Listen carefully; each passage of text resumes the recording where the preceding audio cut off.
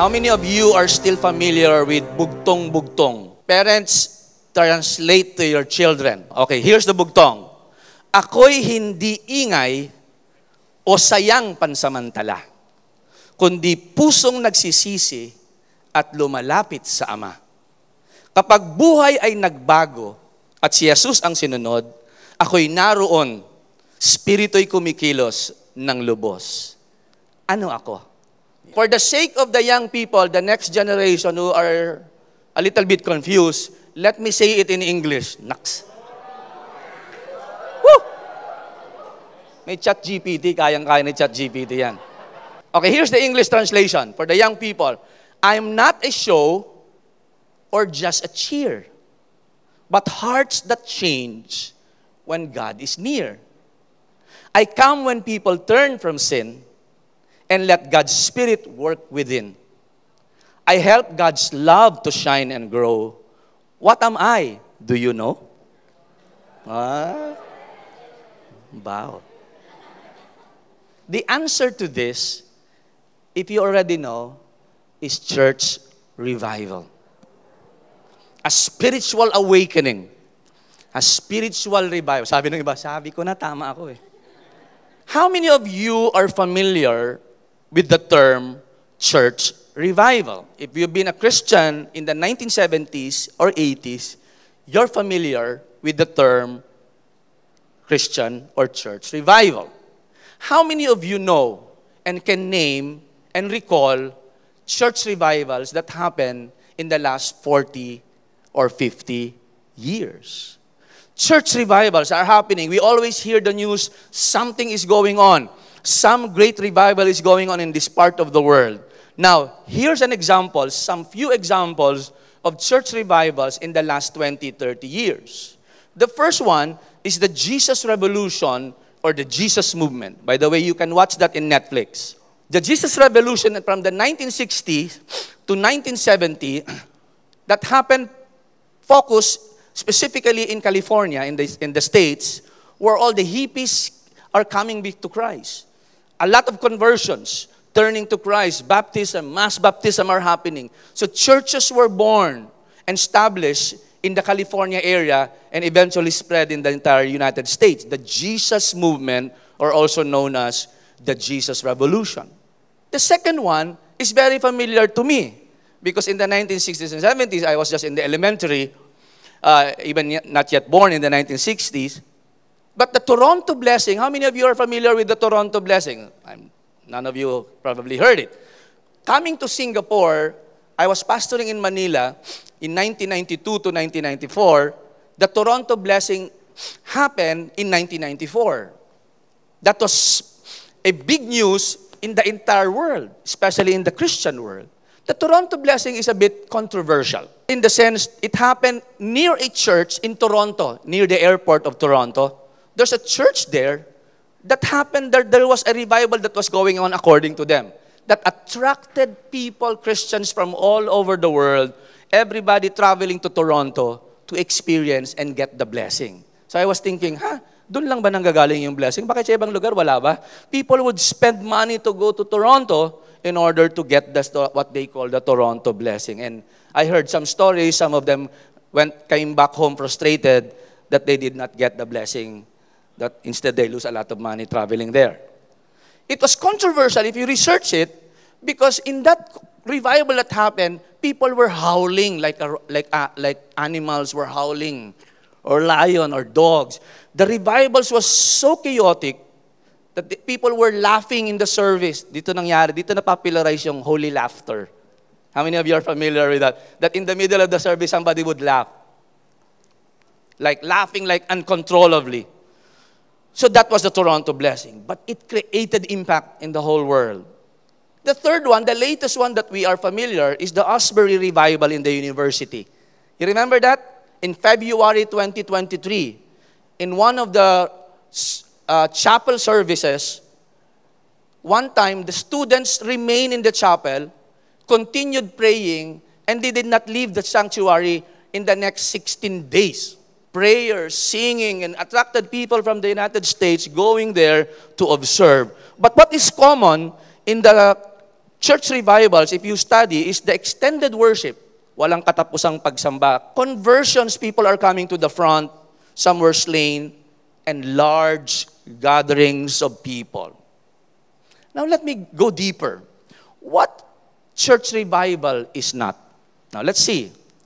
Because through the years, as I was studying, as I reflect, and I talk to pastors, to our mentors and teachers, attended seminars, I have learned through the years what revival is not. Later on, I will define what revival is. But let me give you first what church revival in particular is not. So listen to this, because maybe today, in the next 10, 20 years, you too will have an experience of a revival. So I hope you will remember this sermon, and then you'll be able to discern, revival nga ba yun nangyayari? Or it's just a gimmick? Or it's just a fad? So a church revival, first and foremost, is not a mere emotional high. Napakadali pong maging emotional high eh. Yung iyakan, wala hong masama. There's nothing wrong with crying, falling down, cannot sleep. Those are part of our humanity. But revival is not about emotions. It's part, but it's not solely based on emotional high. What happens if your emotion is no longer high? There's no more revival? So that's the question. It's not a scheduled event. Sometimes when I visit churches, I tend to question, not the pastor, but in my heart I would just question, because there is an announcement, every Tuesday is the revival night. You cannot schedule that. What about Friday or Wednesday? So a revival is not a scheduled event. Not just an increased attendance. Because I experience as a pastor, napakadali yung punuin ng attendance ng church pag may celebrity ka, but it doesn't mean we have a revival. Correct? Not just an increase in church attendance, but it's part of it, not about miracles and manifestations. Yes, the Lord can perform miracles, but it doesn't mean there is a revival going on. Not even to return to a tradition like balik tayo sa dating ginagawa natin, or in the past, the traditions of the church. Not even that, not even a platform. Not a platform for personalities. This is the most dangerous thing, that sometimes who created the revival, whoever is the pastor in charge, became a celebrity. But what is the church revival all about? Listen to this. The church revival is a move of God's Spirit. First and foremost, it is not a human gimmick. It is not a humanity or man's doing. It is a move of the Spirit through the gospel, resulting to transform lives and the widespread growth of God's Word. Now, if we see it's a move of God, it's not a human manufactured event, then the gospel is being preached, and you see results of changed lives. People are really changing, continually changing, not just emotional hype, and the widespread growth of the church or the gospel, the Word of God, people are getting solid, deeper, founded in the Word of God. Those are the signs of a true revival. So this morning, allow me to lead you in a short conversation, not really short, a conversation entitled Genuine Revival. Everybody said these words to me. 1, 2, 3. Genuine revival. What is a genuine revival? How do we spot a genuine revival or a fake revival? Because I have seen fake revivals, man-made revivals na hindi talaga totoo. Now, if there's one lesson I want you to bring home in this conversation is this: true revival starts when Jesus rules in our hearts. I do believe that revival is not an overnight, it's not a one-time event. It starts when Jesus rules in your hearts. Revival is a continuing effect when Jesus becomes the King and the ruler of our lives. So never seek na, Lord, I want revival. What we need is to let Jesus rule and reign in our hearts, and He will revive us. He will awaken our spirit. He will transform us as we continue to submit to Him, rather than seeking for an event or a program once in a while when your emotions is low. In other words, a consistent walk with God, in obedience to God, letting Jesus rule in our hearts every day, that's what it's true or genuine revival is all about. It is not an emotional hype that you feel low, you need revival. No. You go here and you run there in order to experience revival. Revival starts when Jesus rules in our hearts. So our main business is to ask ourselves, is Jesus King of my life? Is He ruling my heart? Is He sitting on the throne of my heart? That's the crucial question. Because if Jesus is not the one ruling our hearts, therefore, that's the reason why we are not feeling revived. But the moment a life surrendered to Him, we experience transformation. So this morning, I'll show you in Acts 19, I think this is the first obvious, glaring account of what a true revival is that happened in the first century. The magnitude of the revival that happened in Ephesus was so big and so costly that revival created riot in Ephesus.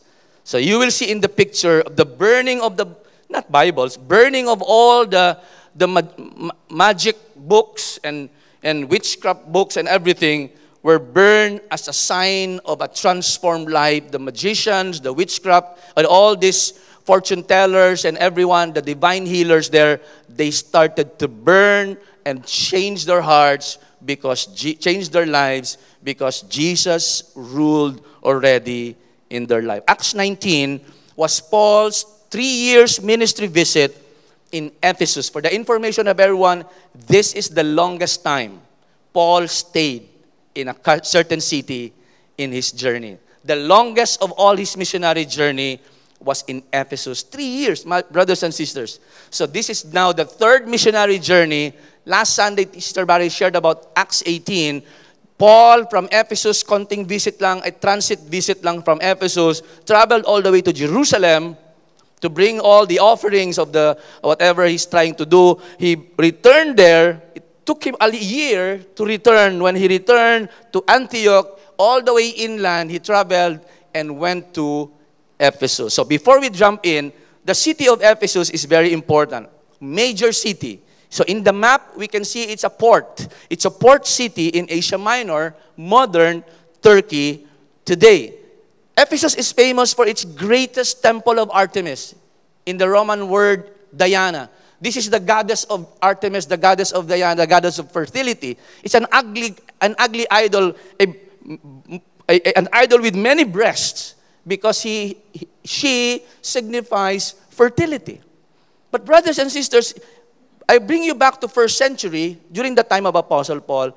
She is the big thing in Ephesus. The temple of Artemis is so great that it was considered one of the 7 wonders of the then known world. Gaano kalaki ang temple of Artemis? One of the scholars and historians who was journaling said, if you've been to Greece, in Athens, and you see the Parthenon, the Acropolis, diba, the temple of Athena, on top of the hill, it's already huge. If you've been to Greece, in Athens, it's huge. And you see the ruins of this great temple of Athena, and the temple of Artemis is 4 times bigger than Parthenon.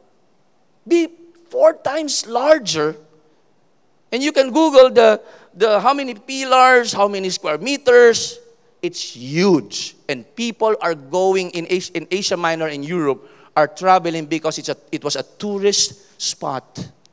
There were so many people going there, devotees, trying to pay respect to the temple of Artemis. And I discovered that temple of Artemis and all the temples in the Asia Minor of the gods are also banks.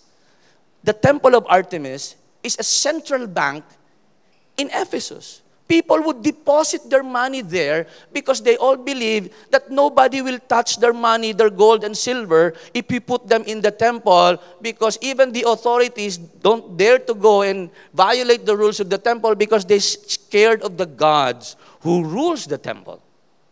So can you imagine, the temple serves not only as a religious center, it was a banking and economic center. And I was like, wow, reading and reading this, I also discovered that the Temple of Artemis during that time was also an asylum center. Criminals would run to the temple for safety and security. So can you imagine with me, Ephesus is a multicultural city, center of Asia Minor, a bustling city during that time, big enough to impact the entire Asia Minor. And this is a place, a den of all robbers, thieves, and murderers are all hiding there. Because in the Temple of Artemis, there is this sexual prostitution, religious prostitution. Everything is allowed in that temple. It was also strong idolatry and magic, superstitious. Ephesus po is the center of all the magics and witchcraft. They even have the tagline, the Ephesian writings or manuscript. In our culture today, in our counterpart today, ito yung lugar na you can buy all the anting-anting, all the orasyon, and all this. You can buy leaflets and booklets where you put all these scrolls in a small bottle and put it and hang it as your pendant as an anti-evil spirit or whatever.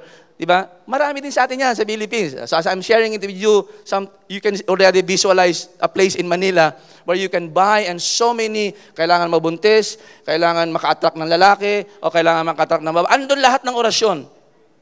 You just have to buy it. Ephesus was like that. It was the center of magic, idolatry, and very superstitious. Politically and judicial center, it's considered a free city, and later on you'll find out. And famous for its theater that can sit 25,000 people.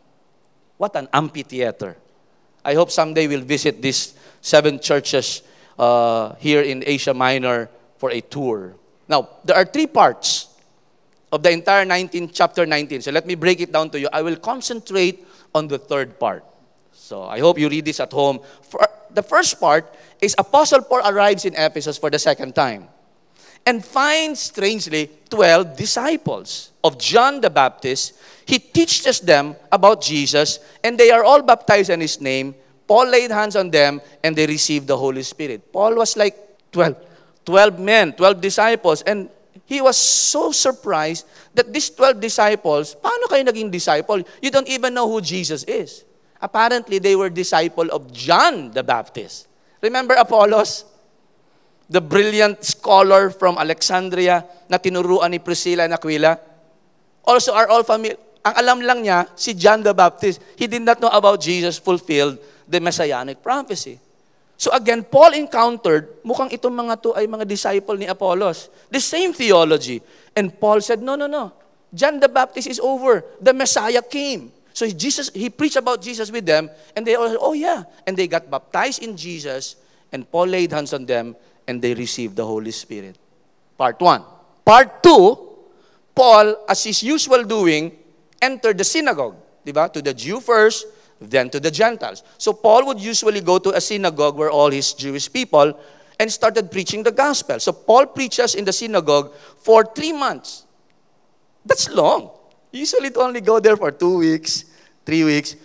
3 months, mga kapatid. So do your math, ha? 3 months, and due to opposition, he withdraw and teaches daily. Nung mga people who are no longer in favor of the way, the teaching of Jesus, they rejected Paul. And when Paul, after 3 months, turned and rented a hall, according to Acts 19, he teaches daily in the hall of Tyrannus for 2 years.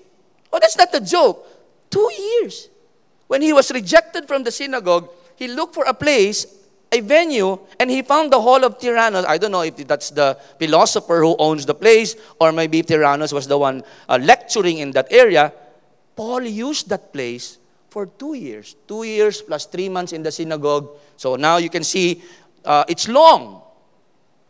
And as the result of that teaching for 2 years, disciple making, Paul would teach in Ephesus. All Jews and Greeks in the province of Asia heard the word. Wow. Ephesus is the center of Asia.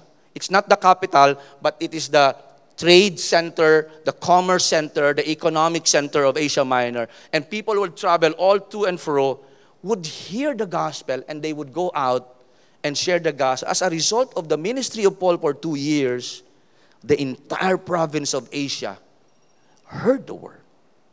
Oh, that's amazing. Maybe it was during this time the 7 churches in the book of Revelations was established. Laodicea, Pergamum, and so on and so forth. Now, part 3 is what I want to concentrate. Now, imagine this with me. 2 years, Paul would disciple, Paul would preach day and night. Usually, according to some scholars, si Paul daw would use the lunch break because people, maybe Tyrannus would have a lecture in the morning, Paul would do his tent making. During lunch break, when people are going for siesta, it's so funny, a lot of people are sleeping in Ephesus from 11 to 1 than at night. And yet, Paul used that portion when nobody was using the hall, and he would teach for 2 years. Here's the result. Part 3 is the revival and the riot. Now, listen carefully because a lot of things are happening here. So I will go so fast, and then we'll explain to you the main events that are happening. Okay, verse 11 to 12. God, according to Luke, the writer, did extraordinary miracles through Paul. So very clear, it was not Paul who do the miracles, it was God through Paul. I like Luke. He was very clear.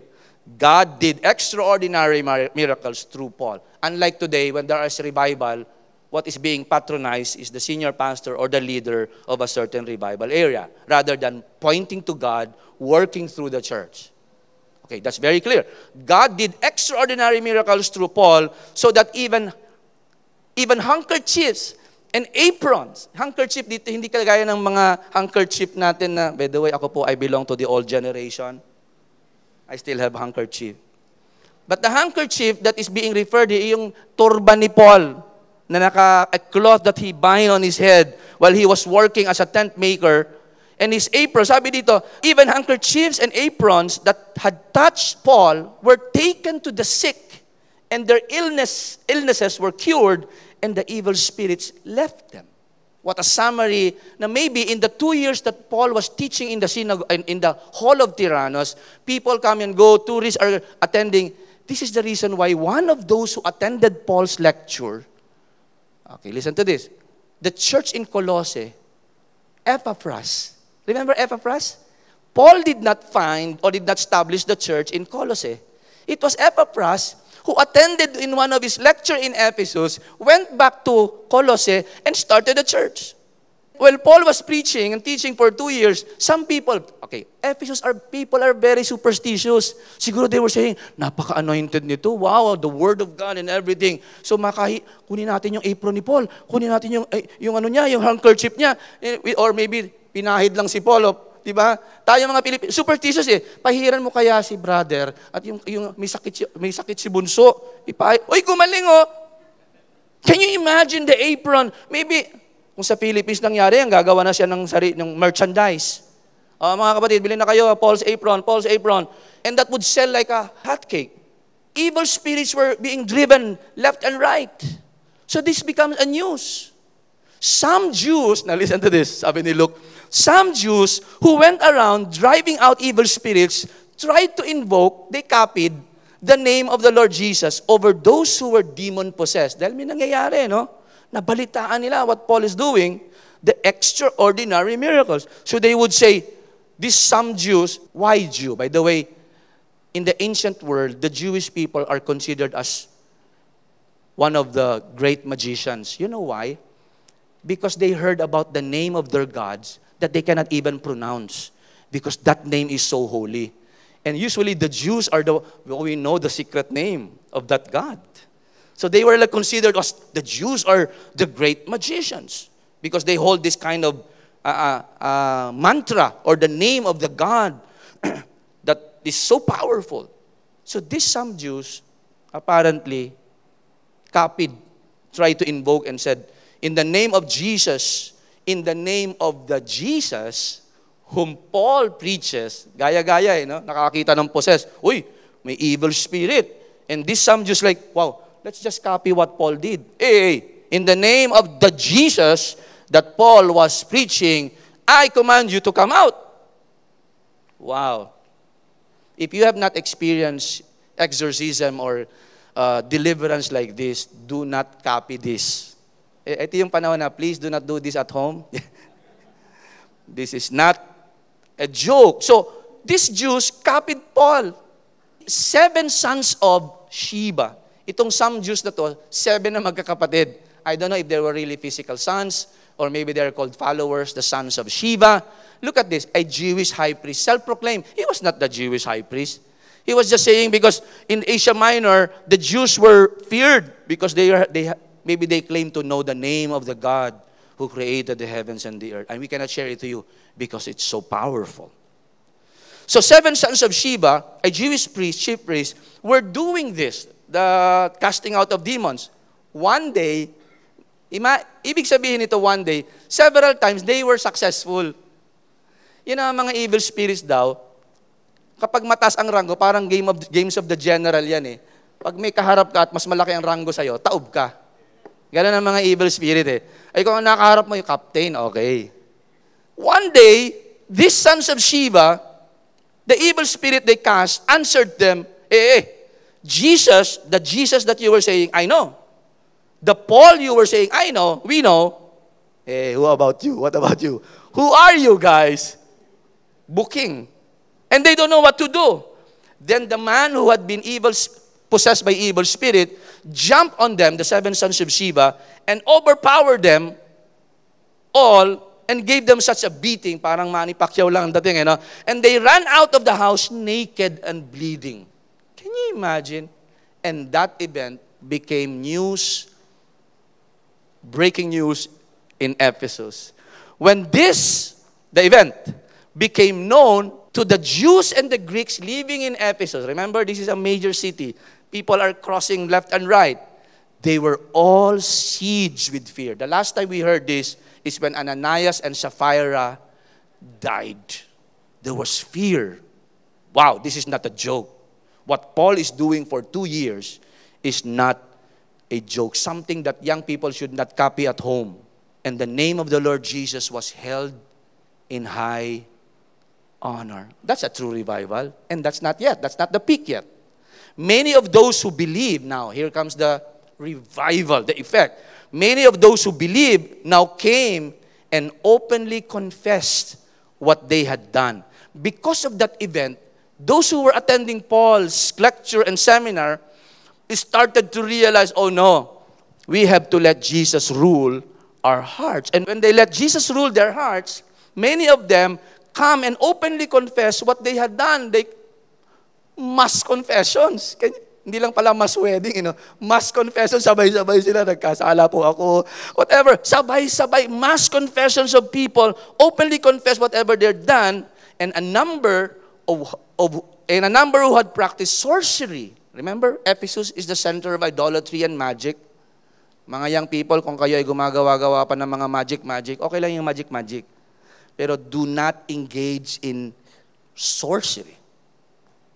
It's not a joke. Yung mga mahihilig na please do not do this. A number who had practiced sorcery brought their scrolls. Remember, Ephesus is the center of all these materials. Brought their scrolls together and burned them in public. You see the picture kanina? Burned them in publicly when somebody calculated the value of the scrolls because they sell it Ang daming tourists passing by Ephesus. What do you need? Pampabuena sa business. Meron ako dyan. Ito, 70 denarii. Sa mga naglalaro ng golf, ito. Pag ito ininom mo, nako, hole in one. Can you imagine? Ang dami pong tao passing Ephesus, and those scrolls are expensive. And you know what happened here? They calculated, and the total came to 50,000 drachmas, silver. Gaano kalaki yan, Pastor Boots? 50,000 na hindi 50, 50,000 daily wage of an ordinary worker. Magkano ang isang araw na sweldo ng isang manggagawa sa Singapore? 1,000? Brother Allen, magkano? 500? How much is 1 day salary of a worker today? Times 50. Let's say na lang $100. That's 5 million. Tama ba ang computation ko? 50,000 times 100, is about $5 million. Yun yung halaga po nung sinunog nila. Look at what true revival is. That's a transformation. That's a turnaround in Ephesus. And that created news as the center of Asia Minor, a lot of people. And when I was reading this, I was saying, oh no, I could already sense and smell the riot and the trouble coming. Because Paul and the gospel not only disrupt the people's heart and their journey, it disrupted the economic system, the ecosystem of the Ephesus, if we can say that way. Because, remember, the temple is the central bank of Ephesus. And the main business of people there is magic. In this way, the word of the Lord, sabi ni Luke, spread widely and grew in power. You see, revival is when the word of God is spreading, the focus is God, not on humans, not on Paul. And look what happened next. After all this had happened, Paul decided to go to Jerusalem. So he planned his next steps. Passing Macedonia, Achaia, after I have been there, he said, I must visit Rome also. Ever since day one, when Jesus said, go into all the world, make disciples of all nations, you will be my witnesses in Jerusalem, Judea, Samaria, and to the ends of the earth, their eyes was already in Rome. That's why at the end of Acts 28, Paul was imprisoned in Rome. His eyes is always on Rome. I want to go to Rome. What did he do as he plans? He sent two of his helpers, his assistant Timothy and Erastus, to Macedonia to visit the churches in Thessalonica, in Berea, in Athens, while he stayed in the province of Asia a little longer. We don't know that a little longer. So 2 years plus 3 months, maybe another 7 months. According to scholars, he stayed for 3 years in Ephesus. About that time, there arose a great disturbance about the way the Christian movement.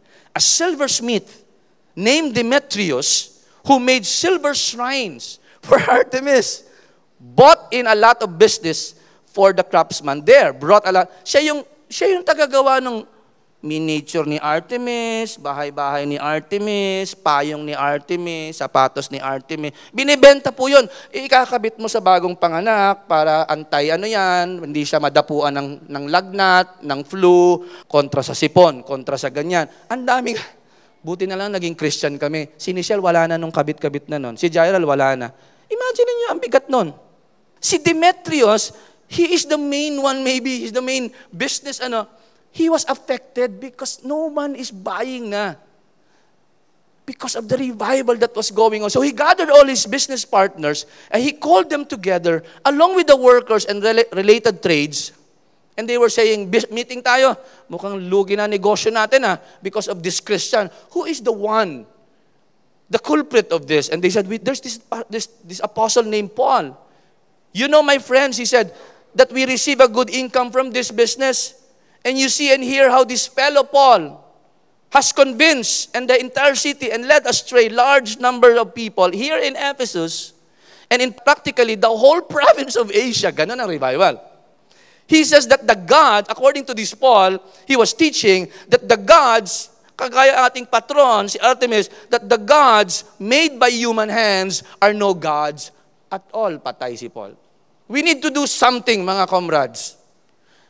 Lugi na ang business natin. What do we do? Because of this apostle has been teaching and trying to indoctrinate and confuse our town. So the gospel is impacting the civic, economic, and religious atmosphere of Ephesus. Kaya pala si Paul, when he wrote the gospel, the epistle to the Romans, he said, I am not ashamed to preach the gospel because the gospel is the power of God and to salvation for everyone. Because he saw it. It does not only transform your heart, your entire life, your business, your finances, your feelings, everything is transformed.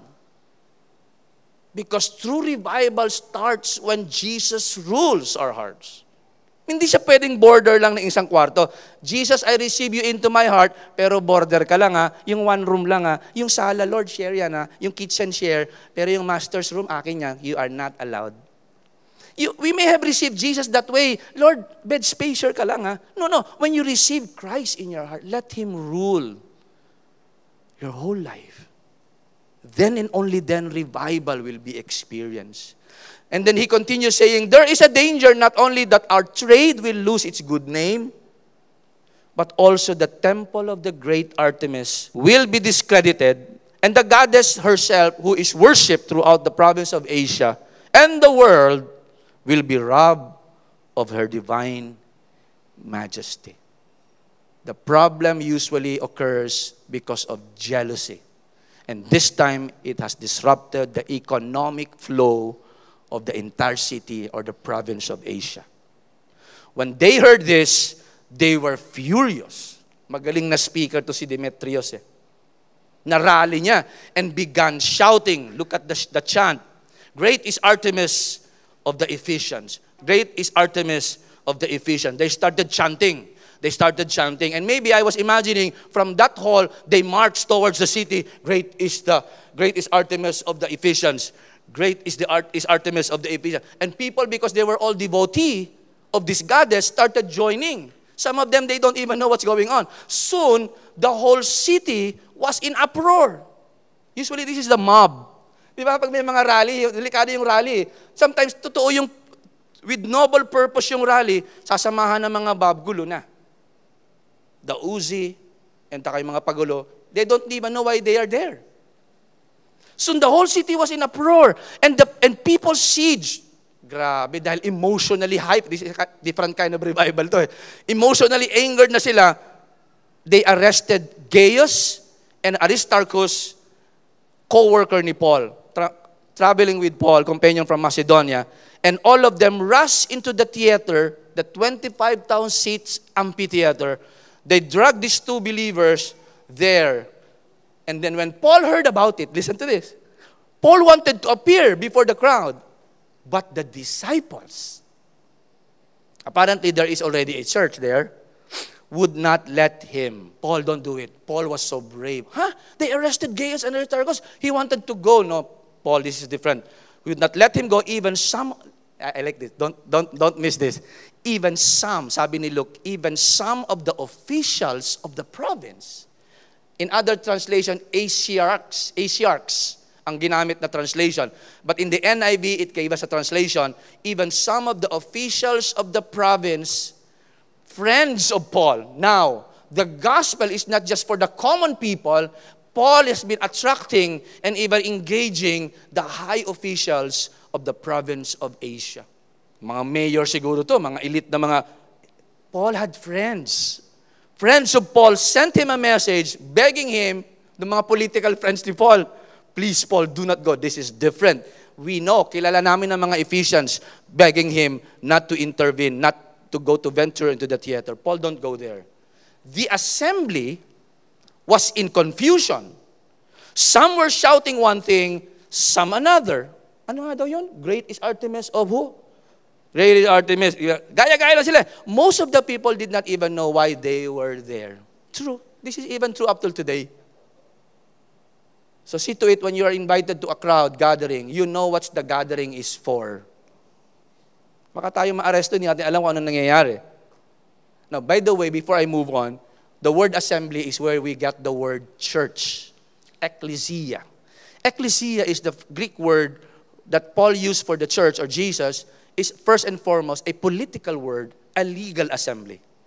There was this church, ecclesia was in confusion. Maybe Luke is trying to contrast. Look, there's a different kind of church, but the church of Jesus Christ is different. Maybe Paul, there's a play of words. The Jews in the crowd, apparently there's so many people in the theater, push Alexander, the Jews in the crowd, push Alexander, fellow Jew, to the front, and they shouted instruction to him. He motioned for silence. Mga kapatid, tahimik tayo, in order for make defense before the people. Why was Alexander pushed? Because being a Jew, they already recognized, not only the Christians are closely related to the Jews, they don't worship idols. But when they realized he was a Jew, lagot. They all shouted in unison, kakampihan. For 2 hours, Great is Artemis of the Ephesians. 2 hours, mga kapatid. Can you hear? Now imagine this with me. That amphitheater that can seat 25,000 people, wherever you are, you can hear. Because the city of Ephesus was not that wide. You can hear their chanting. If you live in Bukit Batok and they're chanting in Chua Chu Kang, we can hear.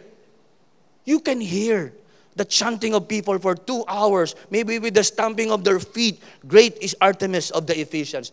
That's how devoted or devotee the devotees of the Ephesians are. The city clerk, this is what I like as we close.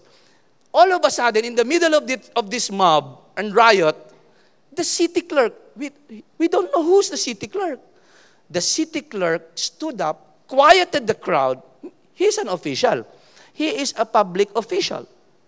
Maybe counselor or whatever. The city clerk quieted the crowd and said, fellow Ephesians, doesn't all the world know that the city of Ephesus is the guardian of the temple of the great Artemis and of her image which fell from heaven? There you go. That's why they venerated the Artemis temple, because they believe, according to their legend, that the image of the ugly Artemis, that image with so many breasts as a sign of fertility, parang galing daw sa langit, drop as a kind of a meteor. That's why they venerated. Parang nanood kayo ng, ano nga yung film na yun? The Gods Must Be Crazy. Did you watch that? Yung bote ng Coke, sinasamba nila kasi galing din nga may nagtapon eh. And the Coke like, it's similar to this. And they were saying, galing nitong clerk eh, mga kapatid, tandali lang, ba't pa tayo na insecure? Hindi ba tayo ang guardian of the great temple of the Artemis? And this God that we worship is a God that came from heaven? What is he trying to say? What he's trying to say, let's not panic, mga kapatid. Our God is powerful. But he was trying to segue. Look at that. Therefore, sabi ng clerk, if we are the guardian of the great Artemis and our gods came from heaven, therefore, since these facts are undeniable, you ought to calm down. Do not do anything rash, sabi ng clerk. You have brought these men, Gaius and Aristarchus, though they have neither robbed the temples nor blasphemed our gods. Well, technically, totoo. They did not even mention Artemis. What Paul mentioned, there are no other gods but the God of the heavens and the earth. And then this clerk was so wise, saying, mga kapatid, teka lang, let's just rush into this riot. Later on, he will reveal his motive. Let's not rush into this riot. Come to think of it, wala namang ginawa ito. Did they rob us? Nawalan ba kayo ng pera sa temple? No. Did they blaspheme? Any one of you heard that they blasphemed Artemis? No. So if that's the case, sabi niya, if then, Demetrius, who's the one accusing them, Demetrius and his fellow craftsmen have a grievance against anybody, the courts are open. And there are proconsuls. They can press charges. Galing. What Luke is trying to say is, the gospel, we must honor the rules of the city. And if the rules of the city is applied, it will somehow protect the gathering if we abide according to it. So now they're putting in place the system and the laws of, tama yung city clerk. Kung meron kayong problema, in our terminology today, kung may reklamo ka, sa presinto ka magpaliwanag. Bakit mo iistorboy ng barangay? Diba? Tawagin mo si kapitan. Ba't tayo mag-house to house and rally against a Bible study? In other words, galing. If there's anything, sabi ni ng clerk, if there's anything further you want to bring up, it must be settled in a legal assembly. There you go. What he's trying to point, itong ating gathering here in the amphitheater is an illegal assembly. And you know, when we are assembled illegally, Rome, their eyes are looking at us, they will intervene and punish us because they might think we are coming up against them. As it is, sabi ng city clerk, we are in danger of being charged with rioting because of what happened today. Wala kayong permit, in other words. In that case, we would not be able to account for this commotion since there is no reason for it. In other words, we don't have permit for this gathering. After that, he had said, he dismissed the assembly.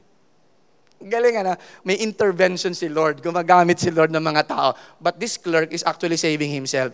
Because if that happens, he's the one in charge sa City Hall. Teka, bakit may rally? May permit ba yan? Wala Ay lagot ka. So let's pause here. Galing na. Revival is happening. When there is revival, there's also riot.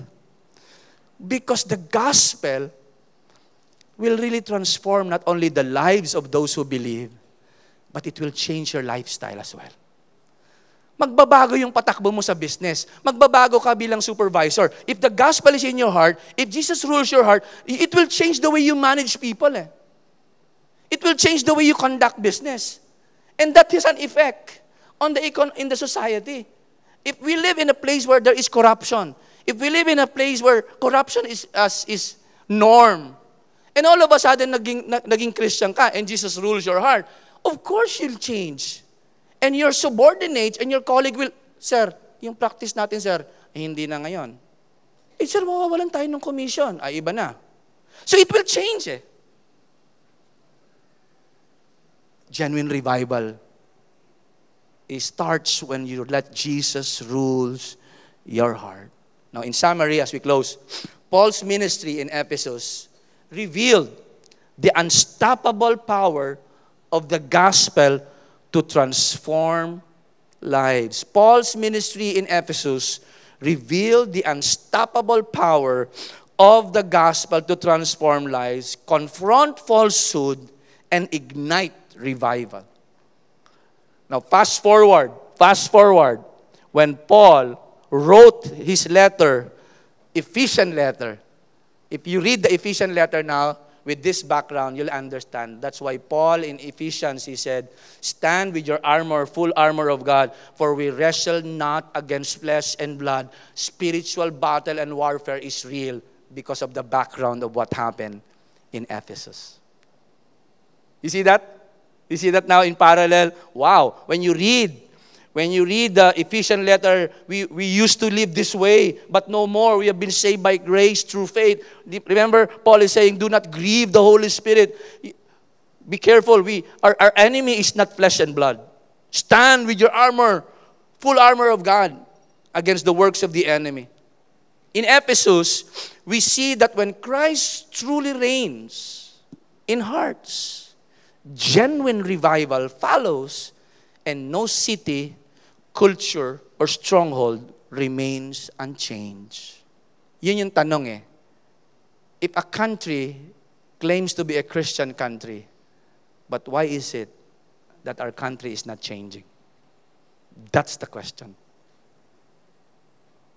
Dapat may effect If you and if you claim to be a follower of Christ, dapat may pagbabago sa buhay natin Pero kung the way you run your life is the same, the way you treat your employees are the same, that's not, wala kang revival. You mean you're still dead in your life. Because when Christ rules, He changes. Here's our takeaway. True revival starts when Jesus rules in our hearts. Mga kapatid, if you want to experience that revival, let Jesus rule entirely. Surrender everything. Huwag installment. Surrender everything to the Lord. You will never experience the fullness of God kung patingi-tingi ang ating pag-submit. As royal heralds, let genuine revival begin in us. Paano tayo maging royal heralds kung tayo mismo are in bondage of all these superstitions, witchcraft? You know, you'll be surprised. There are still Christians today that believes on those things. Na instead of trusting the Lord's plan and His Word, nakatrust pa rin sa horoscope. Na pag naglalakad-lakad, nagpapahula pa rin at naniniwala sa manghuhula rather sa Diyos. Sabi ng manghuhula, yayaman daw ako. O, kapag hindi ka yumaman, maghihirap ka. Yun lang naman sabihin If we are claimed to be Christian and we are still doing these things, there's something wrong. Something wrong. And as royal heralds, let that genuine revival begin with us. And as we close, this is my challenge. Let's not just speak His word. Let's live it. Ipamuhay, let's leave it out. Because remember, Ephesus became the center and the magnitude of what God has done, the effect that the entire region of province of Asia heard the word. And people burned all their sorcery books, magic books. Alam niyo mga kapatid, I had that experience, 1995, 96, in Singapore. We have one member who listened to not just rock music, heavy rock, dark music, na siguro madilim pa, at may mga ganong-ganong ilaw. Yung tipong hindi ka pag nakikinig siya, he would listen and it's so noisy, so loud. He came to know the Lord in the church. One day, he knocked at the door of our house in Telok Blanca. Pastor Butch, I was shocked. Baffle bag. Ang bigat. Like, what can I do for you, brother? Says Pastor Butch. I'm surrendering this. He threw the baffle bag so heavy, full of CDs, dark, heavy rock. I don't know. I also listened to hard music when I was a young people, but I don't even know those guys. He surrendered brand new DVD, CDs. I don't like this anymore, Pastor Boots. Every time I listen to this, I got depressed. Look at the effect when you let Jesus rules. It changes everything.